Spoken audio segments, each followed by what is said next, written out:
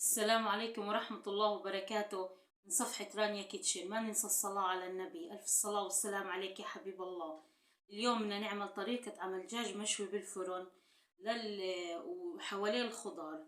بدنا لخلطة الدجاج أول إشي زعتر ناشف، زيت زيتون، بهارات وفلفل أسمر وكاري وملح وورق غار. احنا هون عنا، خلينا نشوف دجاجاتنا. أنا عندي هون جبت دجاج تقريبا كيلو وزنه. منا هسا نشوف كيف بدنا نتبل الدجاجات. منا هون ناخد حوالي معلقتين كبار او 3 زعتر ناشف، ونحط عليهم الزيت الزيتون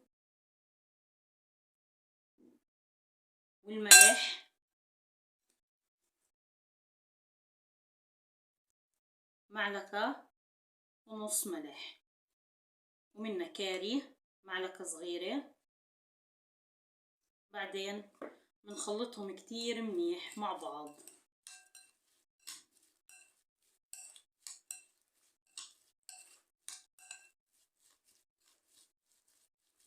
بعدين بنجيب الدجاج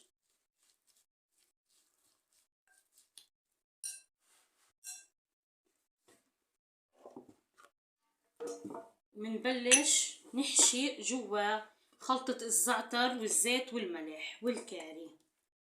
شايفين هاي الدجاج عندي. هسه بدنا بنحط الزعتر جواها، وبين الجلد هون، بين طبقة الجلد وطبقة الدجاج ندهنها كتير منيح عشان تتغلغل بالنكهة. بالاخر بنحط وركة الغار جوا. خلينا هسه هاي الدجاجات بعد ما تبلتهم بالزعتر وورق الغار والكاري والملح. هاي ورق الغار جوا حطينا، حطيت دجاجة. هاي بدي احط جوا كمان وحدة. هسه انا عندي هون بالسكينة بدنا نشرح من تحت هيك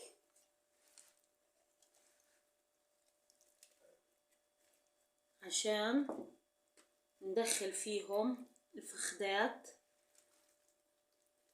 عشان تسكر عندي الدجاجة من تحت، او اذا بتحبوا تخيطوها.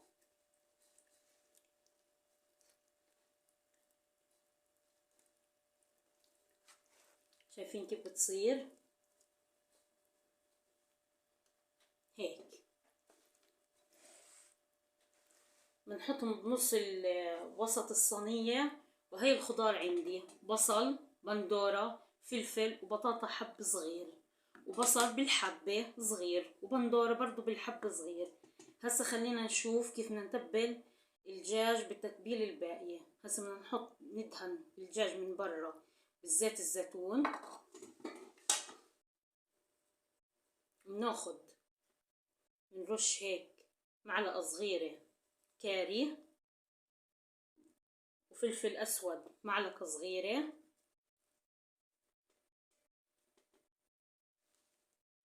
وبهارات مشكلة معلقة صغيرة.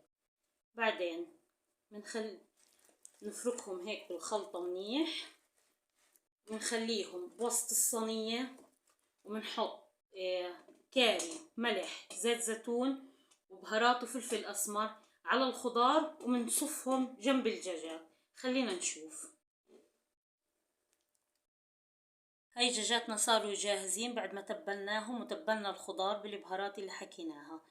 هسه بنحط عليهم حوالي 3 كاسات كبار مي، وبنحطهم بالفرن على درجة حرارة 120 لمدة 1.5 ساعة.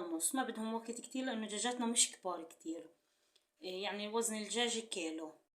هسه أنا ما حطيت كل البندورة هون، حطيت أكم من حب صغار. بدي أفرجيكم طريقة عمل البندورة لحالها مشوية على جنب الدجاج. انا عندي هون البندورة قسمتها من النص، غسلتها وقسمتها من النص. هيك بتصير. بدنا نعملها صحون بندورة مشوية بالفرن جنب الدجاج اللي عملناه. هسا على البندورة بنرش رشة ملح حوالي معلقة صغيرة بس، ما نكتر. ورشة فلفل اسود، ما بدنا نكتر فلفل اسود لانه نحط فلفل.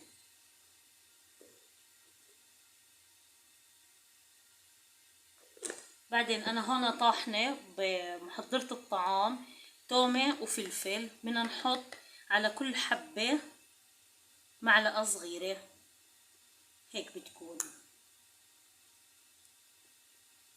بعد ما نخلص جميع الكمية بنضيف عليهم زيت الزيتون، ما بدنا نكتر. بعدين نحطهم بالفرن على التحمير، بنحمر وجههم وألف صحة وهنا.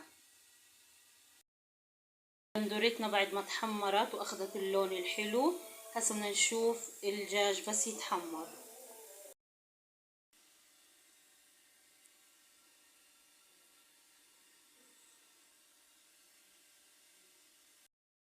هاي دجاجاتنا بعد ما تحمروا، بفرجيكم اياهم.